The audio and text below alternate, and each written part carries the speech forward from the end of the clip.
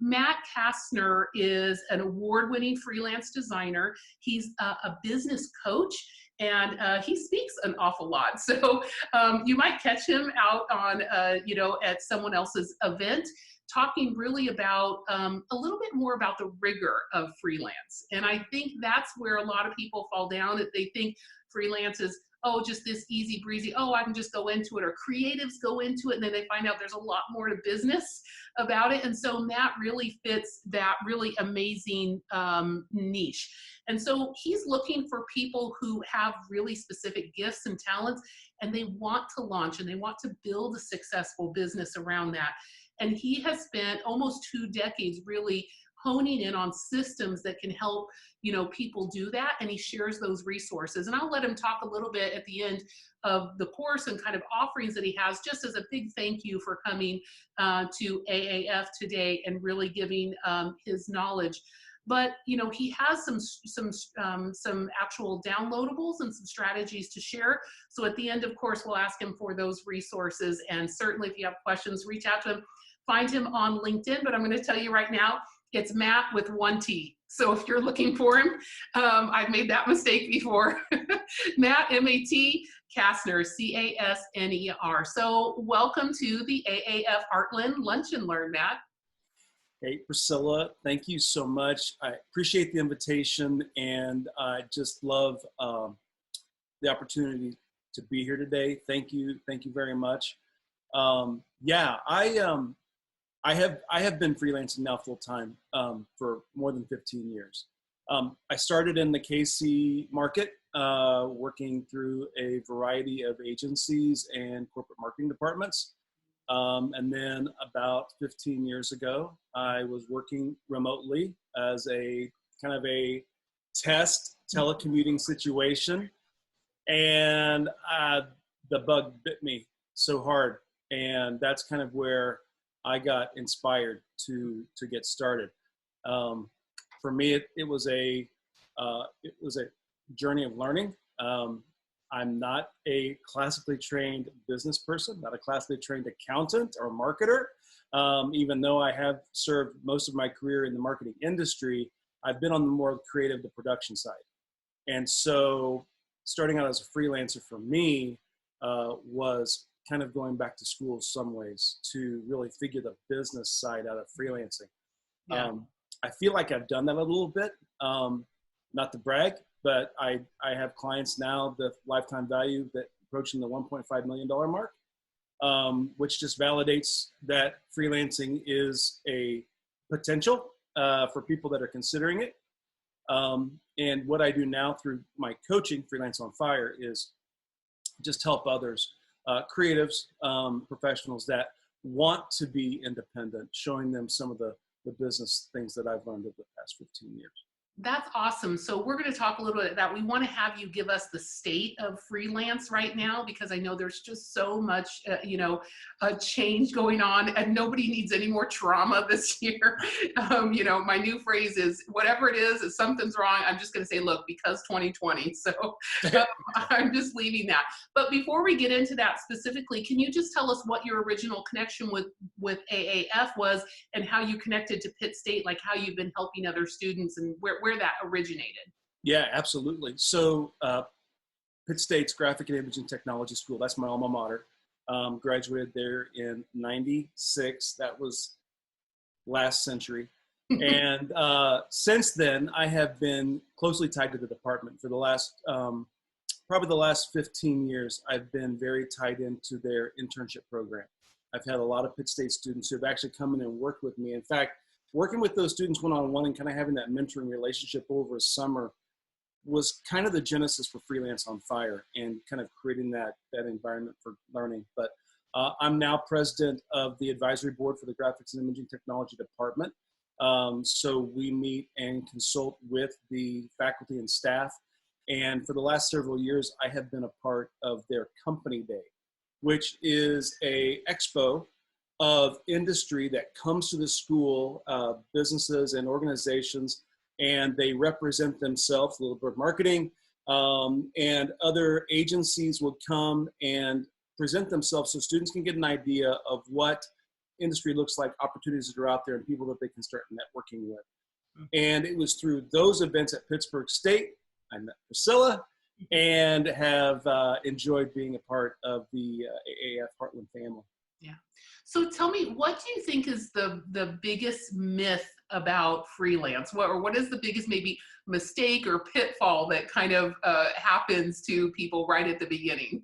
You know, some people that are in the freelance world like I am don't like the word freelance, because I think that in a lot of ways the word connotates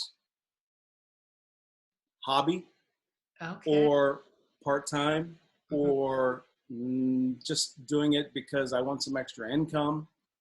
I think some of those people would prefer to be called consultants, small business owners. I've kind of wore the freelance moniker fairly proudly. I live in a town of 650 people, just practically, Mound City. And so when I started my business, I thought, what a great experiment to see if I could do this full time. So I would say that maybe that would be maybe a struggle, was just maybe just from a positioning standpoint, because the name doesn't always connotate, I don't know, legitimate. Yeah, it's like newly emerged, this whole idea of the legitimacy of the side hustle, but you're right in that it's not a side hustle. This is, you know, and we kind of have now these new, you know, phrases like with a gig economy and all these other kinds of things, but you're right, they don't actually connote this solid expertise, and it is up to freelancers then who are like in your shoes, who are, you know, really small business owners or medium-sized business owners, really, and how you're actually growing clientele and really putting processes in. So we have a couple of questions about the process and everything, but first, I just want to let you really blow off whatever steam you have about the state of freelance. So what is it you share with us today? Well, you mentioned it earlier. 2020 has been a roller coaster ride. And, you know, for me, it's been heart-wrenching, punch in the gut sometimes, feels like. And I have observed since March, just watching this evolution in the marketplace, especially with staffing. You know, within 2 months, everybody's virtually working out of their house unless you were essential services. And that created all kinds of instability. To me, I would hate to be an HR person right now, trying to manage an entire workforce that's remote would not be my job that I'd want right now. And I have, you know, several individuals that are freelance coaching clients of mine. One of them is a young lady who's assistant professor, taught fine arts in Colorado, and lost her job, was displaced because of COVID, and found herself without a teaching position. And, you know, when I found her, she and several others like her that I've talked to that are now either working out of their house, and that either has one of two results. Either they're thrilled to death to be working at their house, or they can't stand it. So, I mean, you've got both sides of that, but then you've also got the other side, people that have been displaced. Companies have gone through these downsizings because of COVID, which has created for just a lot of stress, a lot of challenges just for people in their personal lives. Let's not throw in homeschooling and everything else that has seemed to just pile one thing on top of another. And Absolutely. I think if we can make it through 2020, we have proved something to ourselves. Right. Is that we are tough sons of a gun. Yeah, who's going to be the last standing if you made it through 2020? I tell people all the time, if all you can do right now is tread water. Yeah. Keep your head above water. And right now, you know, this is just me personally. Mindset is the biggest thing right now. Yeah. For people. Okay, tell me how so. So you say that, and I totally agree with you, but you have more experience in the freelance. So when you say mindset is really where it's at right now, because it is a difficult time, but difficult times come around for businesses all the time. So in your experience with freelance, what is the mindset that really is key? What has helped you? Well, pre-COVID, two of the biggest obstacles of a freelancer was self-doubt and imposter syndrome. Mm-hmm. Okay. I mean, that is just, as a freelancer who is independent, those are things that are always in the back of a person's mind. Right. Throw them into a pandemic situation and it intensifies. Mm. And so most of the time what I do is just reinforcing the fact that, listen, economy's bad right now. Mm. It's bad. It's not your fault. The fact is that everybody is struggling to some degree right now. So give yourself some grace. I say that all the time. And then I'm always reminding people of what their value is. What are you good at? What are the skills that you bring to a client, to an agency, that have real value, and own it. Mm. Don't dismiss it and think that your value has somehow just magically disappeared because we're in a tough time. Right. Don't ignore that. We are. Call a spade a spade. We're in a rough patch right now. Like I said, if we can get to the end of 2020, I'm doing handsprings. I'm like, yeah, I do remember my accountant said right at the beginning of it, my first conversation was like, look, Priscilla, just assume you're going to lose 20%, even though you're amazing. And he's just like, it doesn't matter. Whoever's out there, that's the very least of what's going to happen here. And I think that was good advice. But let me ask you about something that you and I have talked about quite a bit over the years that we've known each other.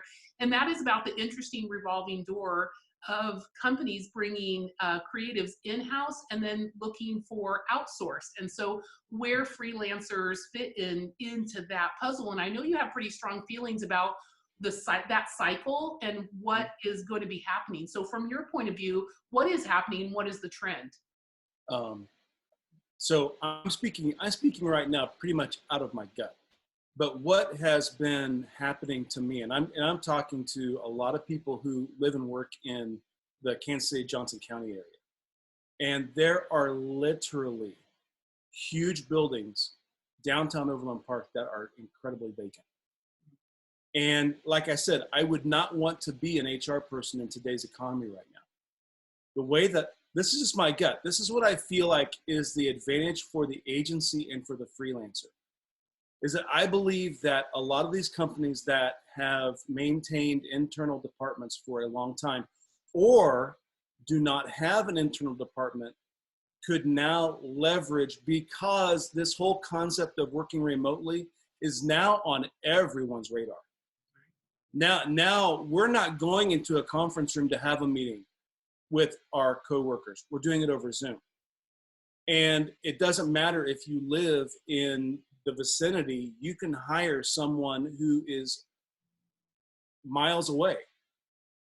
So for an agency who is focused and honed in on getting specific results for a client, and a freelancer is a lot the same way, but in a niche sort of a capacity, has the ability to make themselves available. And I think this time will prove me either right or wrong, that companies now, from a hiring standpoint, will start looking at less from a holistic hiring standpoint and more from a laser focus.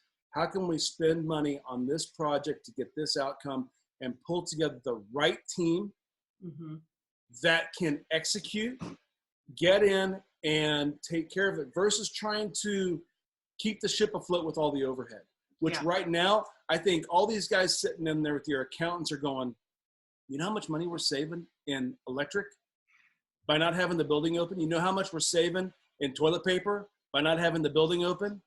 And I can't say that there's going to be this huge reshuffle, but I think those of us in agencies, those of us that have specific niches and can serve people with agility and excellence are in perfect positions. I'm telling my coaching students, Who's the company that you dream about working for? Send a message to the manager of the department and the HR director and say, listen, here's who I am. HR directors right now are trying to sift who's productive and who's not productive in their workforce. Yeah. There's some people that productivity's gone up. I've seen studies that because people are working from home, productivity's gone up, but I guarantee you there's the shift the other way as well. Right, right. But and I think that, yeah, go let ahead. me talk a little bit on this one. You brought this one issue, and I think you walk right by it because you're so aware of it, but you hit on this about knowing your specific niche, your specialty. So, for example, I think in this market, you would agree, it's not a time to just go, oh, I could just replace whatever. So you really push your coaching students to look at their specialty and really hone in on what do you want to be famous for, and what is really your strength. And so what is the advice you're giving them about how they kind of own that agency of themselves, and how do they actually communicate if they look at that wish list of the companies they want to work with, but really there is specific kind of work they want to do. So how do you suggest they handle getting that specialty really in order? Yeah, so, I mean, this is something I hammer home with my students a ton, is I really don't care about your portfolio. I just want to know the problems you can solve. Mm-hmm. At the end of the day, I mean, I'm going to expect quality to be there. And we should. I mean, that should be a non-negotiable. Where I tell my students to really position themselves, and you mentioned it, as an expert, a person who answers a specific question. You know, when my knee hurts, I don't go to my ear, nose, and throat doctor. I may go get a referral, but I'm going to find somebody that can fix and solve my problem. And if I'm Googling an orthopedic specialist or whatever, I want to see he's got a track record. Mm-hmm. I want to see that he's helped some people. Mm-hmm. I want to see some success stories, and that's going to help lead me to find a solution for my problem, because I can put faith in the solution. Right. Okay, I love that. I'm going to start with a question, though, that came in from a student that couldn't be here, and they were like, can you make sure that you ask Matt this question live? So specifically, it's connected to the niche kind of thing, or the specialty. So their question was, and I want to look at it, make sure I get it right. But if I'm just coming out of school, so just graduating, and I'm graduating into this kind of a mess of a situation, how much can I actually specialize? And are there trends that I should jump on? Are there specific things that companies are looking for more in freelance that I should maybe maximize the opportunity right now? Yeah, that's a great question. I will tell you, as a college student, freelancing was not on my radar back in '96. And I can tell you that the time that I spent in agency work and corporate marketing, for me, was invaluable. Now, having said that, would I dismiss an opportunity to possibly jump in and do some freelance? I mean, I was doing it freelance full part-time as a college student, and even up until, but here's I think an opportunity. If you are a young college student, you're missing one big thing. That's experience. That's a deficit. That's a big negative in that category. It's not insurmountable, but with no track record, it's really hard to. You've got to just spend some time working and developing. Okay. However, this is something that has become very obvious to me since pandemic. Is I have witnessed all of these cottage industries, all of these home-based businesses getting started. Okay, these are people with legitimate business plans. They're small retailers that are now moving the whole pivot in COVID created this tidal wave of, I didn't have my business online. Now my business is online. Retail businesses in every town, even my small little town here in Mound City, I've watched retail businesses put their businesses online. And every one of those businesses needs an expert to talk to. Mm. And believe me, I know these guys that run these businesses. They're small mom and pop shops. who are looking for solutions and don't have huge, big budgets. But what they do present are opportunities. Mm-hmm. So this is what I would do. If I was a new college student and I would pick what I wanted my focus to be, and then I would start hopping into chamber meetings. I'd start finding these little towns, wherever they're at, stop hopping into chamber meetings and start raising my hand and say, hey, I can help you with this. Okay. And it's a way for them to get some experience. There's no other way around it. They've got to get it somehow, whether they're in a 9-to-5, learning there and getting their chops down, or they're hacking away in a side hustle. Either way. Mm-hmm.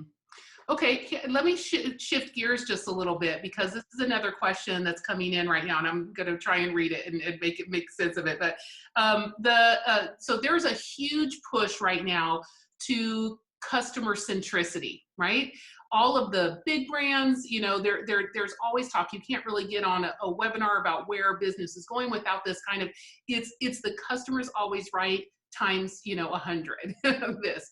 So in terms of freelance, and if you were either a one-person shop or a two-person shop, or you kind of come together as a collective, what kind of advice would you give about this move of client centricity? What's the kind of communication that you're going to need to prepare yourself for if you want to become a freelancer?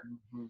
So I would say that a lot of my clients are medium-sized businesses. I have some very large clients, but those are few and far between. A lot of them are small to medium-sized businesses. And a lot of times I end up spending a lot of time coaching them, educating them. So the mindset, I feel like a freelancer who's going into some of this customer-centric environment is educate the customer, help them understand, because they're going to get their opinion from somewhere, mm-hmm. whether it's online, from a friend, or whatever. And so at the end of the day, I mean, I'm not going to fight with a customer unless there's good reason. But I feel like that there's value that we can bring, put the consultant hat on, and provide them with education, help them be better business owners. I'm coming here to help you solve a problem, and you understand it from your perspective. Let me add some background. Let me add some additional information that might make it a little bit more clear from you, and then help you see things from my perspective and why the solution that I'm offering you looks a little bit different, or the execution looks a little bit different.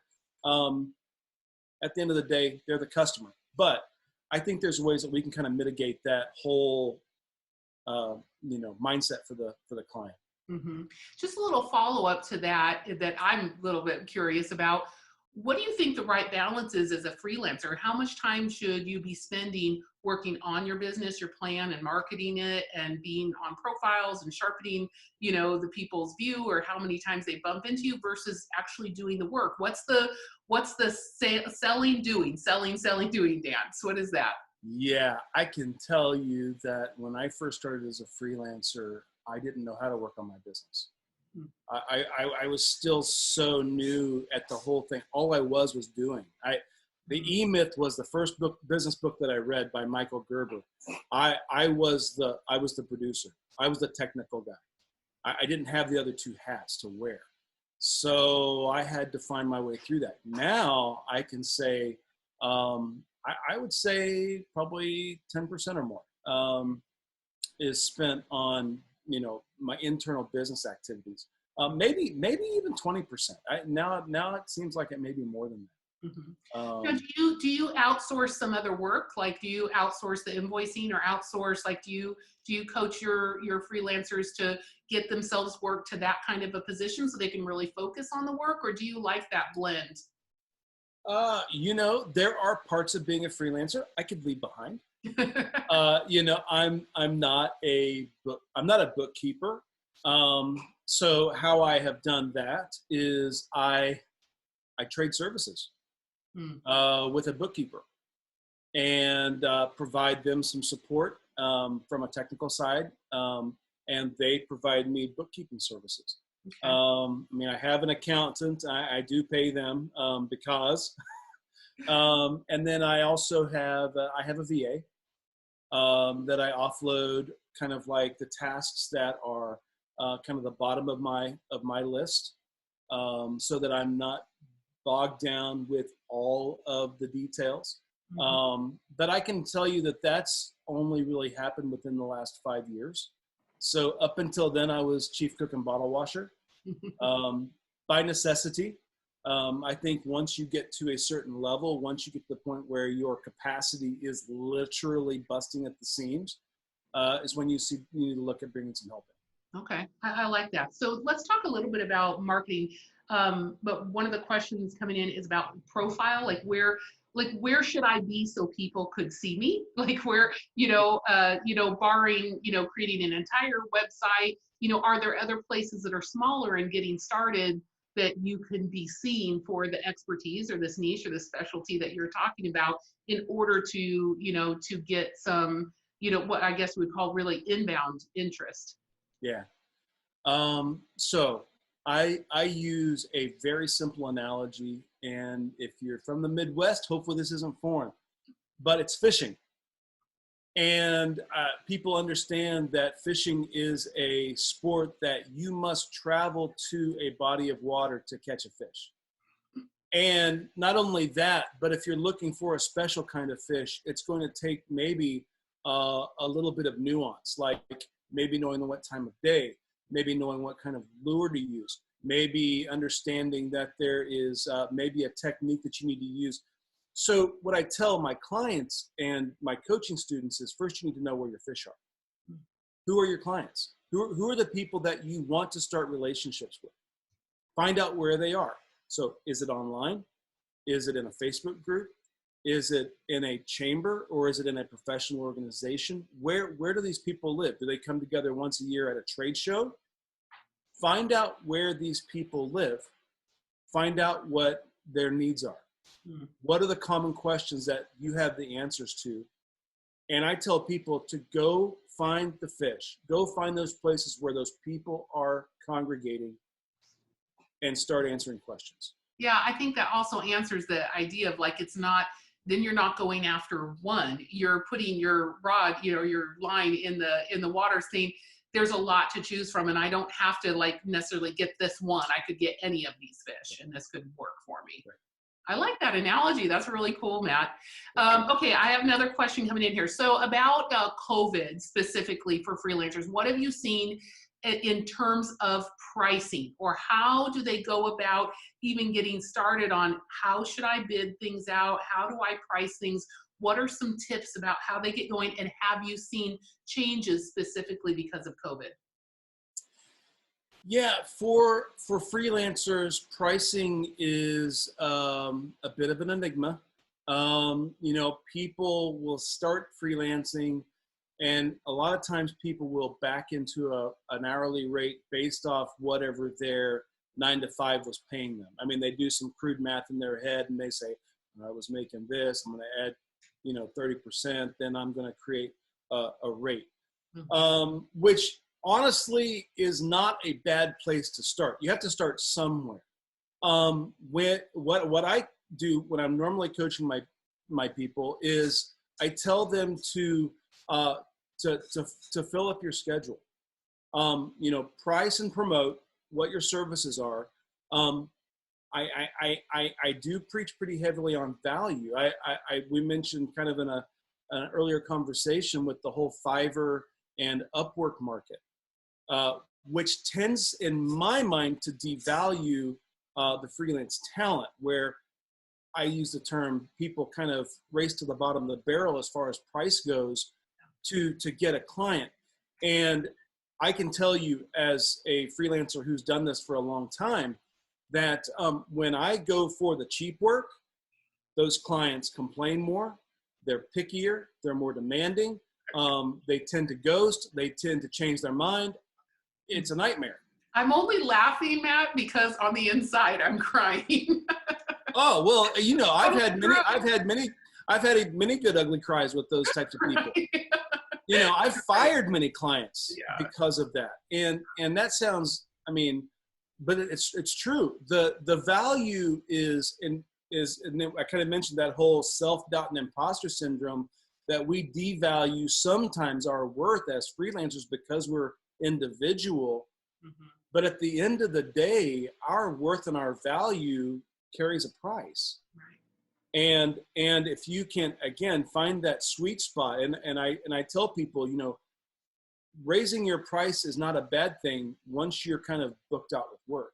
Mm-hmm. That's once you are hitting a certain level of capacity, is a great time to start incrementally, you know, increasing your work as your demand bears it. Mm-hmm. But it's kind of you know, I've lowered my prices sometimes in leaner seasons. I've tried to provide more value and try to create an environment where buying for the customer is easier. Yeah. I love that idea you just shared. I like that idea of not lowering my prices, but maybe figuring out how can I add a little bit more value here in order to set you know, our team apart from someone else. I love that idea. I think that's super strong. Well, as we wind down here, a huge thank you to you for not only being a member here at AAF, but for giving us your expertise. But I want to really open this up and say, well, what did we not ask? What did I not ask that you think is super important about freelancing? And also, then I want to tee you up. Let's hear about Freelance on Fire. What is it you do? Who is ideal for you? And how can you help them? Yeah, no, I appreciate that. Thank you. I would say maybe the last thing that I would share, and this would be for freelancers or agencies, is while right now where we're at feels really difficult, just to remember that life is made of seasons and that things rebound. And we just are hopefully going to be maybe have a new president soon. We'll see if we can get this done. Right. But in that case, you know, some of this is going to drift away, and we're going to be entering into Q1 in just a couple of months. Yes. And for us in our business, that is like, Yeah. And so we need to work hard. We need to be diligent. We need to be prepared. My formula for success is where preparedness meets opportunity. Mm. And if we are working hard and being diligent right now, then when things rebound, when the uptick comes, when that we will be prepared, and we'll be ready to take advantage of the new opportunities that have been sitting there, but everybody's just kind of like, what do I do right now? Right. But it's going to come back, and Right. it may be different. Maybe that's my second piece of advice: is let's adapt and overcome. Oh, I love that. I love that. Yeah, it's your business name may not be the same next year that it was, but you know, to that point, you kind of mentioned it, but if we made it through, we have a business, and that's the thing to be celebrated, right? Okay, so please be completely selfish. What is Freelance on Fire, and how do people contact you? And you know, who do you help the most? Yeah, so Freelance on Fire is a bit of a labor of love. I started it 4 years ago, and it has provided me with an opportunity to provide direct coaching and mentoring for creative professionals. My personal background is web and graphic design, but I have people in my coaching membership that are writers, social media marketers, programmers, photographers, and so I help them learn how to grow and scale their own businesses. I help them understand kind of the marketing side of being a business owner, how to maintain and how to run a successful freelance business. More than nuts and bolts, but also a lot of and I mentioned this earlier, coaching the mindset. How to come and win the day, how to set goals, and how to make daily progress. We underestimate what we can do in a couple of years, but we overestimate sometimes what we can do in a month. So I teach them and coach them. It's a marathon. It's not a sprint. Get buckled in. Freelanceonfire.com. I have a couple of free offers there. I have a roadmap that I've created that kind of shows you some of the essential pillars of being a successful freelancer. I have a lot of valuable blog posts that are there that you can consume. And coming in less than 30 days, I'm launching the Freelance on Fire podcast called Marketing for Freelancers. Awesome. Okay, that's super exciting. That's something new that I didnn't know. So as a podcast host, I'm excited. Join us. It's so fun out here. I totally love that. So as a club though, is there something we could do better for the people who you're teaching for the freelance? Like how, what is it that we miss about really integrating freelancers into our world as creatives? Yeah, so I mean, this is the way that I look at freelancers. Freelancers are these free agents. And so in other words, in your agency, you have your players. Maybe one project requires a special skill set. Freelancers are a great opportunity to leverage an expertise that's not necessarily a long-term investment, but helps you get that win, helps you get that success that you want. And so here's my thing. Good freelancers are great team players. We work by ourselves, but our goal is to really serve and overproduce whatever we're doing and who we're working for. And so I can tell you that that's probably one of my favorite things of being a freelancer is the teams I get to work with. Mm-hmm. And so that's a benefit for me. So they're out there. Yeah. Okay, I love that. Let's make sure that we reach out to the people at our club and really encourage this freelance idea and get us all connected. But one more time before we end, just tell people where they can reach you and that website where they have all those great freebies. Yeah, www.freelanceonfire.com. Awesome. Matt Casner with one T, M-A-T, Casner. Go find him on LinkedIn, connect with him. Are you a Twitter guy, Matt? I don't think we're connected on Twitter. Yeah, my handle's Matt Casner with one T. Oh, okay. It's easy. I'm sure we probably are connected. So make sure you connect with him. And if you have additional questions I didn't get to in this round, make sure you do that. We'll also post this recording on the AAF website. And certainly connect with anybody else. And we'll see you next time for our AAF Lunch and Learn. Matt, thank you so much. Thanks, Priscilla. Glad to be here.